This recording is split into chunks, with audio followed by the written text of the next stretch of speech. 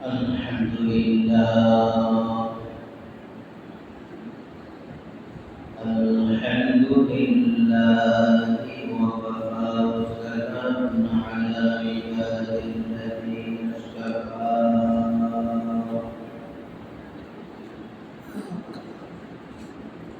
أما بعد فأعوذ بالله من الشيطان الرجيم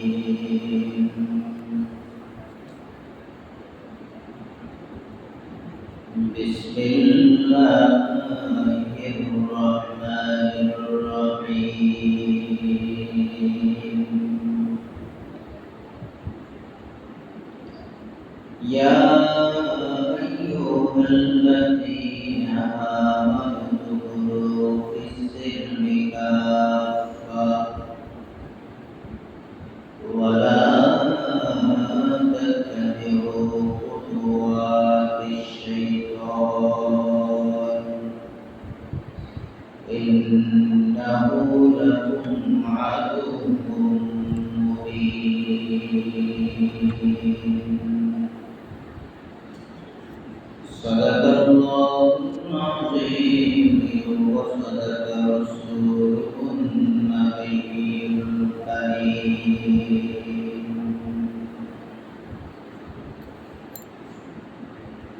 وعن ابن مسعود رضي الله تعالى عنه عن النبي صلى الله عليه وسلم وعن معاذ بن جبل رضي الله تعالى عنه قال قال رسول الله صلى الله عليه وسلم من يرد الله به خيرا يفقهه في الدين وإنما أنا قاسم الله يهديه صدق الله العظيم وصدق رسوله النبي الكريم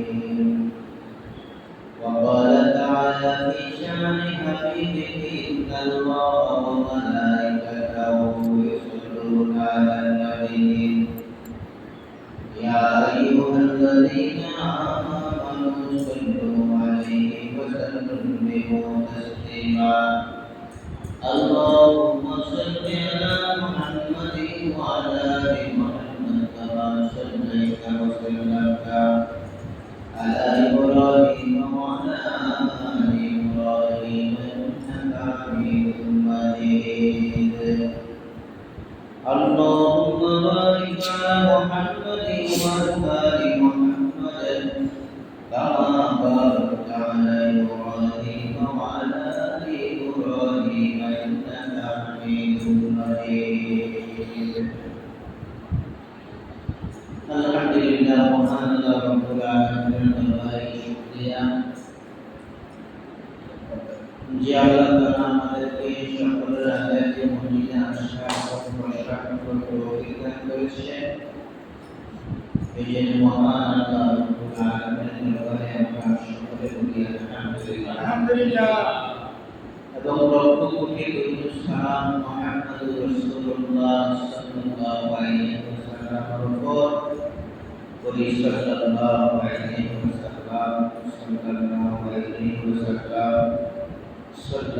আলাইহি ওয়াসাল্লাম সম্মানিত ভাইয়েরা মুহররম মাসের শেষ পর্যায়ে আমরা বসেছিলাম আজকে শেষ খুতবার আলোচ্য বিষয় ঈমান ইসলাম ইহসান ঈমান ইসলাম ইহসান এই সম্পর্কে সামান্য কিছু কথাবার্তা হবে ইনশাআল্লাহ। গত সপ্তাহে আমরা বলছিলাম যে দিন ইলম তলব করা রাসূল সাল্লাল্লাহু আলাইহি ওয়াসাল্লাম বলেছেন তাআল্লামুল ফারাইদা তোমরা ফারাইজ সম্পর্কে জ্ঞান অর্জন করো ওয়াআল্লিমুহা নাসা এবং তোমরা এগুলা মানুষের ভিতরে প্রচার প্রসার করে দিনের ব্যাপারে যে ফরাইজগুলো আছে, যেমন ওযুর যে ফরজগুলো আছে এগুলা জানা, গোসলের যে ফরজগুলো আছে সেগুলা জানা, পুরুষের যে দায়ী ফরজগুলো আছে সেগুলা জানা, নামাজের ভিতর এবং বাইরে যে ফরজগুলো আছে সেগুলা জানা, বিধিবিধান রব্বুল আলামিনের যে ফরজগুলো আছে সেগুলা জানা এবং সেগুলা আবার প্রকাশ করা। গত সপ্তাহে জুমা এই আলোচনা ছিল। আপনি নিজে যদি নামাজের ভিতরে এবং বাইরের ফরজগুলো না জানেন, তাহলে ঘরের পরিবারের বাকি সদস্যগুলোকে আপনি কিভাবে শিক্ষা দেবেন? এই জন্য রাসূল সাল্লাল্লাহু আলাইহি ওয়াসাল্লাম বলেছেন যে তারাকুল ফারাইদ, যে তোমরা ফরজগুলো জানো। এই জানার জন্য যেদিকে যাওয়া দরকার, যেখানে যাওয়া দরকার সেখানে যাইতে হবে, সেখানে বসতে হবে। আপনারা যারা মুরব্বীরা আছেন বা আপনাদের যারা মুরব্বীরা বাপ চাচারা বাপ দাদারা ছিল, তারা বলতো যে বিলাল মানে বর্তমান যে লন্ডন শহর সেগুলোকে মুরব্বীরা বিলাল করতো, যে বিলাল বিকাশে আসলে আছে। ওই সময় যারা লন্ডন থেকে বিভিন্ন স্কলারশিপ ডিগ্রি নিয়ে আসতেন, তাদের খুব মূল্যায়ন, খুব দাম হতো, মানুষের দাম দিতে। এই জন্য রাসূল সাল্লাল্লাহু আলাইহি ওয়াসাল্লাম বলেছেন, এর তালাশ করার ক্ষেত্রে, তালাশ করার জন্য যদি সে শুধু চীন যাইতে হয়, চায়না যাইতে হয়, সেখানে গিয়া হলেও তোমরা এলএমডি শিক্ষা করো, এলএমডি তালাশ করো। তাহলে আমরা যারা আছি এখানে, যারা মাইকের আওয়াজ যাদের কানে যাচ্ছে, আমরা এই ফরজগুলো শিক্ষা দরকার। আমি তো সারাদিনে অবসর, আমার কাছে আসলেন, বসলেন, ফরজ সম্পর্ক জ্ঞান দিতেন, নিয়ে এগুলো আবার করে আবার ঘরের বাকি সদস্যগুলোকে সেগুলো জানেন। এটাই রাসূল বলছেন। তারপর বলছেন কোরআন, যে তোমরা কোরআন শরীফকে শিক্ষা দাও, কোরআন শরীফ সহি এবং শুদ্ধভাবে শিখো। শিক্ষা বাকি পরিবার পরিজনকে সে শিক্ষা শিক্ষিত করো, সেই গরিব আর আলোকিত করো। তা আমরা যদি নিজেরা করি, তাআল্লাহুল কোরআন যদি আমরা শিক্ষা না করি কোরআন শরীফকে, তাহলে আমাদের বাকি সদস্যগুলো যারা আছে ঘরে বাইরে, আমার সমাজে, আমার ইউনিয়নে, আমার থানা, তাদেরকে কে শিক্ষা দেবে? এই জন্য রাসূল সাল্লাল্লাহু আলাইহি ওয়াসাল্লাম বলেছেন, তাআল্লাহুল কোরআন ওয়া আল্লামাহুল বায়ান, যে তোমরা কোরআন শিক্ষা করো এবং এটাকে আবার প্রচার প্রকাশ করো। তো আমরা কোনো সময় বলি যে হুজুর আমরা জানি না, আমরা রাস্তা আমরা বুঝি না, আমরা জানি না। আমরা জানছেন, বুঝছেন, বুঝে আবার আপনারা কি করতেছেন? গুনাহের কাজ করছেন, আপনাদের শাস্তিতে দিতে হবে না। তাআল্লামুল কোরআন, তাআল্লামুল ফারাইদ, হ্যাঁ, এগুলা যে আছে, এগুলা এর তালাশ করা আলাদা একটা খরচ। এর তালাশ করা, এর শিক্ষা করা আলাদা একটা খরচ। আপনার মানছেন না, না মানছেন, এটা ভিন্ন কাজ। যেমন আপনারা জানেন যে খরচ ফজরের 2 রাকাত খরচ, যোহরের 4 রাকাত খরচ, আসরের 4 রাকাত খরচ, মাগরিবের 3 রাকাত খরচ, এশার 4 রাকাত খরচ, এই মোট 17 রাকাত খরচ। 5 ওয়াক্ত নামাজে 17 রাকাত খরচ। এটা আপনারা জানছেন, এটা আপনার উপর খরচ ছিল, এটা আপনার উপর কর্তব্য ছিল, এটা আপনার দায়িত্ব ছিল। আপনি দায়িত্ব পালন করছেন, দায়িত্ব মানে নিয়েছেন। এখন আপনি যদি নামাজ না করেন, এটার আলাদা গুণ, এটার জন্য আলাদা পাপ, আলাদা শাস্তি।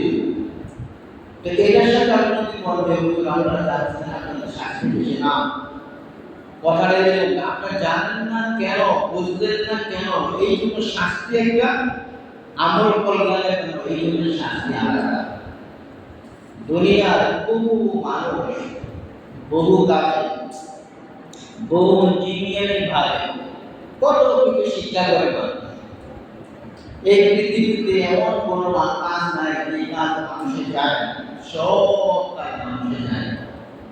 শুধু নামাজের বেলা, দিনের বেলায় সে আমাদের যত অনীহা সালাম ফিরানোর পরে যে আপনি অন্তত কম করতে সুবহানাল্লাহ 10 বার, আলহামদুলিল্লাহ 10 বার, আল্লাহু আকবার 10 বার, এই কথা বলার জন্য সময় আমাদের কাছে নেই। আমরা পাইছি তো আমাদের কোনো মুনাজাত নাই, আগে পরে মুনাজাত নাই, মুনাজাত দিতে যে সময়গুলো আছে, দোয়া, দরুদ, তাসবিহ, তাহলিল যেগুলো আছে, এগুলো করতে যে সময় লাগে, এগুলো সময় বসে না। ডান্ডিং সালাম ফিরে দরুদ আপনাকে শিক্ষা দেব। আপনার এমন কোন ঠেকা লাগে যে ইমাম সাহেবের, মুয়াজ্জিন সাহেবের যে আপনাকে বাড়ি থেকে পড়ে আশঙ্কা করেন, ওই মানে মানুষও নাই, ওই কথার দরজা মুসলমান নাই যে আপনাকে বাড়ি থেকে ঘরে ঘরে দিয়ে আপনাকে পৌঁছায় দেয়, আপনাকে শিক্ষা দেবেন না। ভাই, আপনার পেটে যদি ক্ষুধা লাগে, সেই ক্ষুধার জন্য আপনি ঘরের বাড়ির কাছে বলবেন যে খাবার কোনো ব্যবস্থা আছে কিনা, যার ঘরে বাড়ি নাই মাকে বলবেন আমরা খাবার কোনো ব্যবস্থা আছে কিনা, আপনি নিজে নিজে তালাশ করবেন খানা আছে কিনা। তো এলেন হলো একটা খাওয়া, খোরাক, এটা অন্তরের খোরাক, অন্তরের নূর, অন্তরের আলো। যার অন্তরে নূর আছে, এলেন আছে, সাময়িকভাবে সে যদি গুনার সাথে জড়িত হয়ে যায়, কিন্তু এক সময় তার সেই এলেনের কারণে সে মহান আল্লাহ রাব্বুল আলামিনের কাছে তওবা করে আবার পুনরায় মুমিন হয়ে যায়। তো আমি এতক্ষণ যাবার কথা এগুলো বললাম যে ইসলামের যে ফারায়েজগুলো আছে, এটা যেই কোনো ফারায়েজ, এগুলো আপনারা জানবেন, এগুলো বুঝবেন, বুঝিয়া যায় না পরিবারের বাকি সদস্যগুলোকে আপনাকে দরকার শিক্ষা দেবে। রাসূল আকরাম সাল্লাল্লাহু আলাইহি ওয়াসাল্লামের সাহাবী হযরত ওয়াস রাদিয়াল্লাহু তাআলা বলেন যে আমি রাসূল সাল্লাল্লাহু আলাইহি ওয়াসাল্লাম থেকে শুনেছি যে মাইয়ুরিদিল্লাহ, আল্লাহ পাক যে বান্দার উপরে কল্যাণ কাম করেন, আল্লাহ তাআলা যে বান্দার উপরে কল্যাণ সৌভাগ্য দান করেন, ওই বান্দাকে আল্লাহ তাআলা ইউফাক্কিহু ফিদ্দীন, দ্বীনের জ্ঞান অর্জন করার সুযোগ দান করেন। মুসলমানের মধ্যে যে মুসলমান নারী এবং পুরুষকে আল্লাহ তাআলা সৌভাগ্যশালী করে তোলেন, তাকে একমাত্র ইলমে দ্বীন অর্জন করার মতো তৌফিক দান করেন, তাকে একমাত্র হিফজে কোরআন হওয়ার মতো সৌভাগ্য দান করেন, তাকে একমাত্র ইলমে দ্বীন অর্জন করার মতো সৌভাগ্য দান করেন। রাসূল সাল্লাল্লাহু আলাইহি ওয়াসাল্লাম বলেছেন, ওয়া ইন্না মা'আনা কাসিমুন, আমি হলাম এলেম ভাগ করে বল, আমার কাজ হচ্ছে এলেমকে পরিবেশন করা, ভাগ করে রাখা।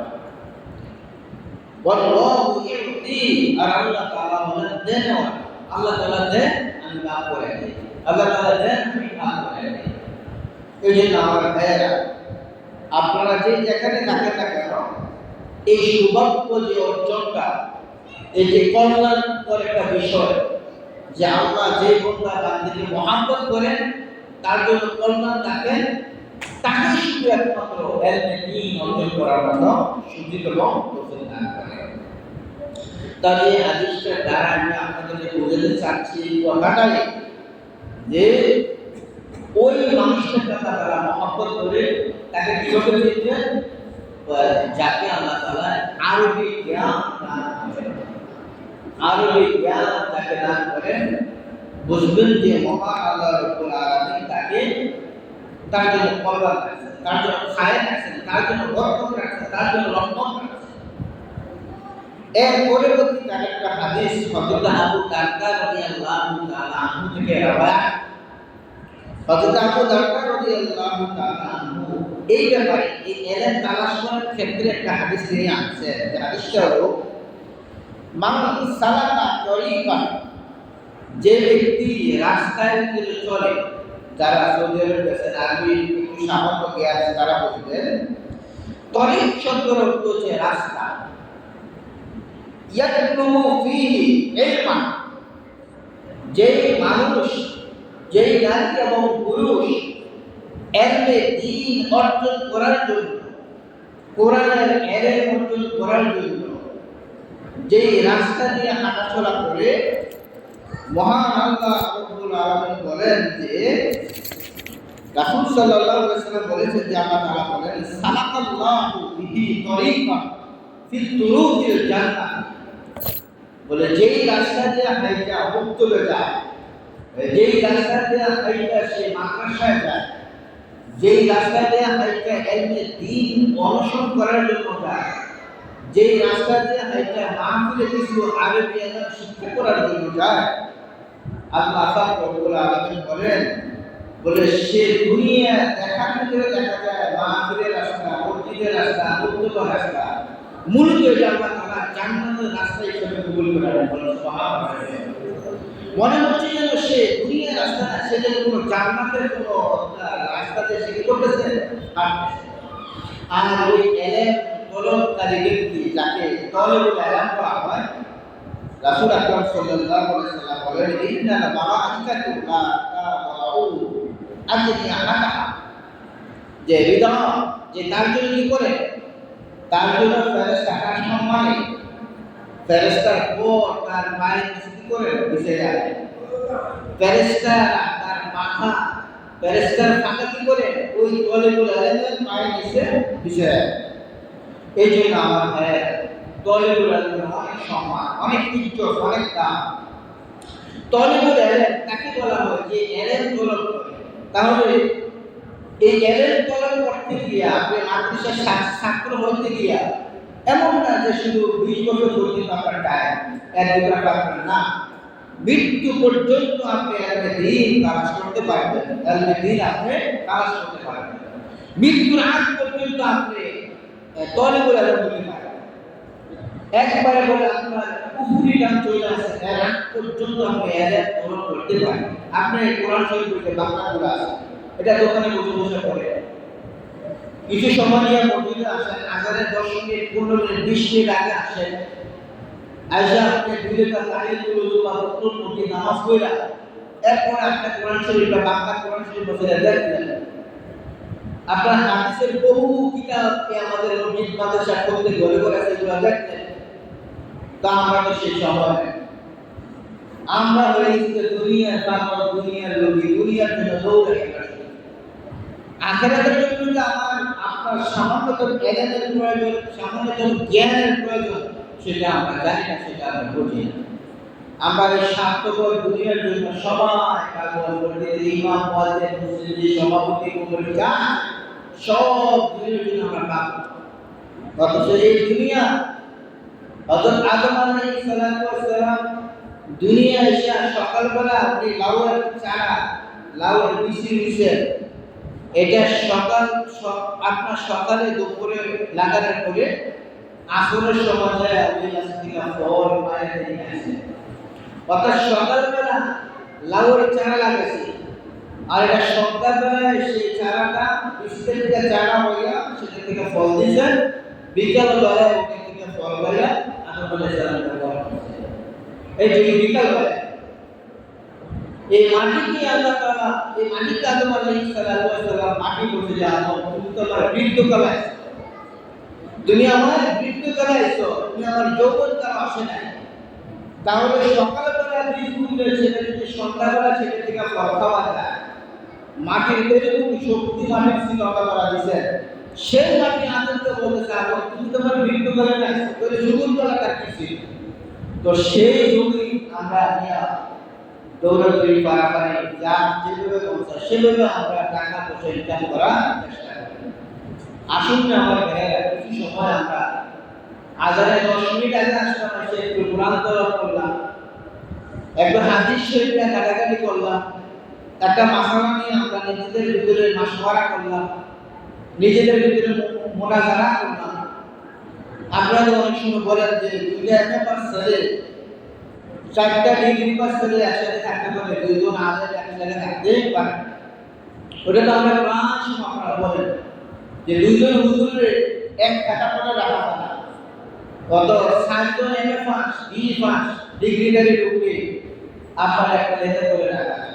এটা এমন শিক্ষাকে যেখানে ব্যবস্থা বা যেখানে সেখানে ঝগড়া করে।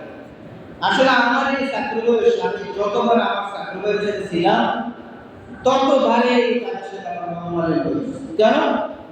যেমন ধরেন একটা হাদিস, রাসূল আকরাম সাল্লাল্লাহু আলাইহি ওয়াসাল্লাম তিনি মাথা মাসে করতেন, সামনের দিকে থেকে 2 হাত পিছনে নিছেন, আবার সামনের দিকে আনছেন, আবার পিছন দিকে নিয়ে আসা হাত হাত করে কানের ভিতরে ঢুকেছেন, বিদ্যার মধ্যে দিয়ে কানের পিঠের মাঝে একটু মাসে করছেন, হাতের মুঠা পিঠ দিয়ে গাঁটটারে মাসে করছেন।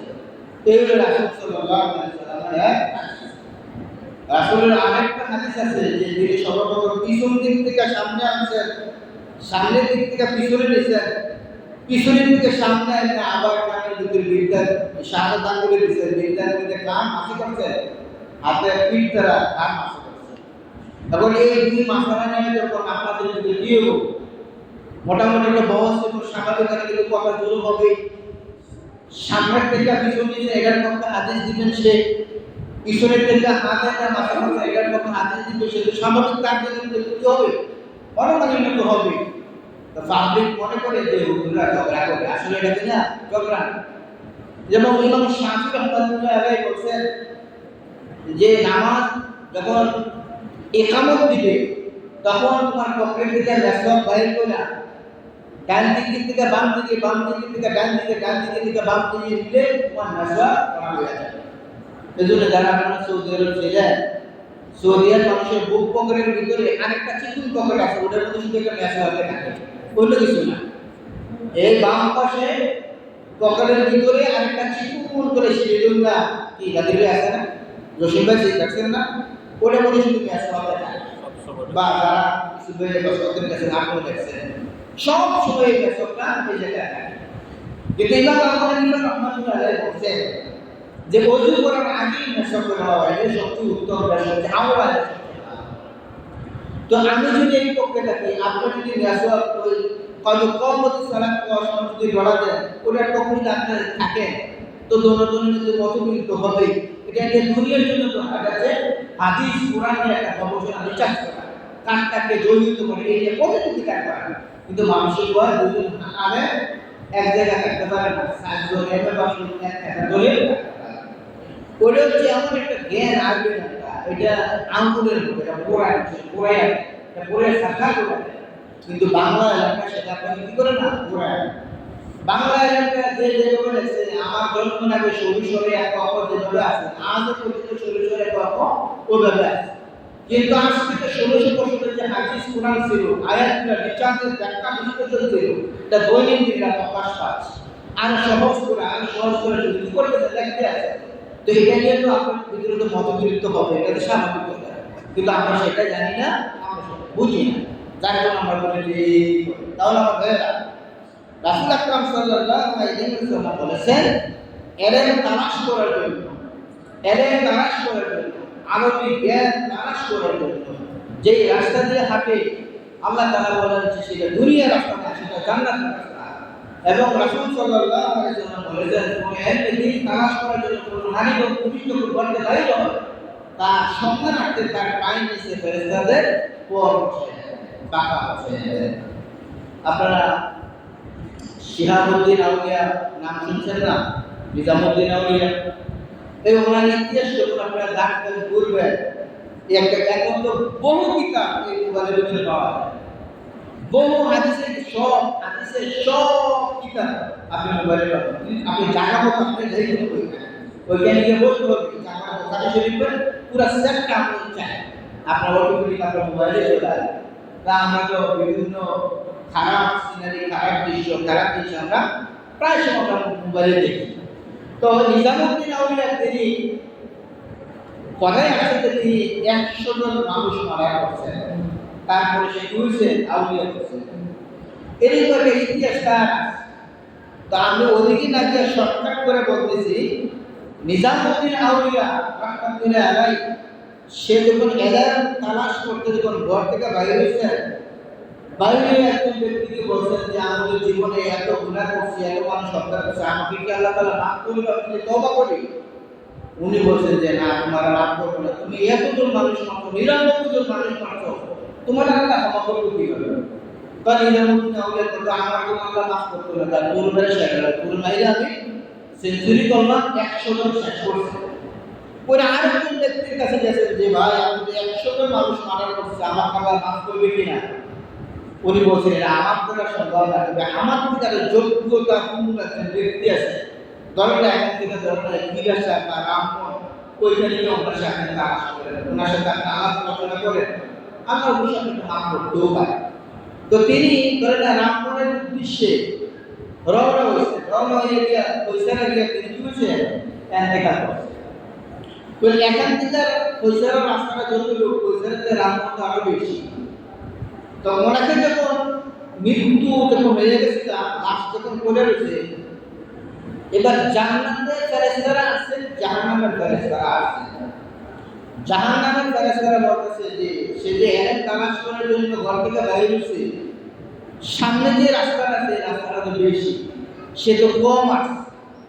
আর যিনি জান্নাতে যাওয়ার জন্য যে ফেরেশতা আছে বলেন না, ওই রাস্তাটা পিছনে ফালাই এসে বেশি, সামনেটা কম। এটা নিয়ে তাদের ভিতরে মতবিরোধ হইয়া আল্লাহ তাআলার কাছে ফায়সালার জন্য আরজ করলেন। আল্লাহ তাআলা বলেন যে সে ঘর থেকে বাইরে হয়ে যে আপনার এই জায়গা যে জায়গায় এসে মারা গেছে এই জায়গাটা মাপতো, সামনে কতটুকু জায়গা আছে এই জায়গাটা মাপতে হবে। যদিও অবশ্যই পিছনের জায়গাটায় কম, সামনের জায়গাটায় বেশি, তারপরেও তারা আল্লাহ তাআলা পছন্দ করছে যে দিন তালাশ করে যাচ্ছেন, এই জন্য সামনের মাটিকে বলছে যে মাটি তুমি একটু কি হয়ে যাও, একটু বন্যা যাও, পিছনের মাটি আল্লাহ তাআলা বলছে তুমি একটু বাইরে যাও।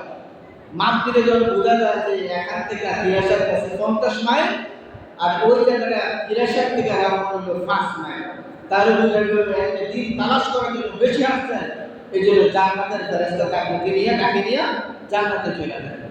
তো আমার ভাইয়েরা, কাজের ফাঁকে ফাঁকে, দিনের পাশাপাশি, দোকানদারির পাশাপাশি, ডাক্তারের পাশাপাশি, প্রত্যেক কাজের ফাঁকে ফাঁকে কিসে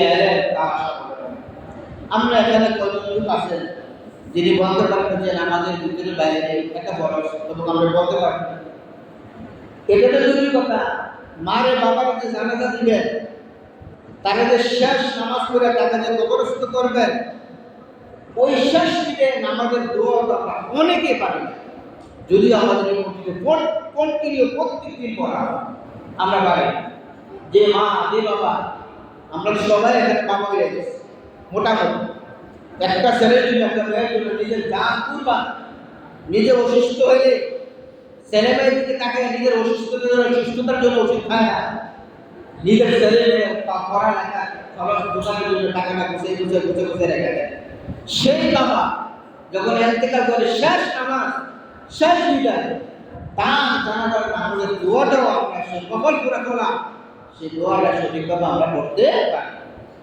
এই অ্যারেঞ্জটা আপনাকে দিতে হবে আস্তে আস্তে। এখন মোবাইলের মধ্যে আপনি জানাজার দোয়াগুলো চার্জ দিবেন, আপনি গিয়া ওইখানে আপনার দোয়াগুলো আছে, নামাজের ভিতরে বাইরে ফরজগুলো আছে, সুন্নতগুলো আছে, ওয়াজিবগুলো আছে।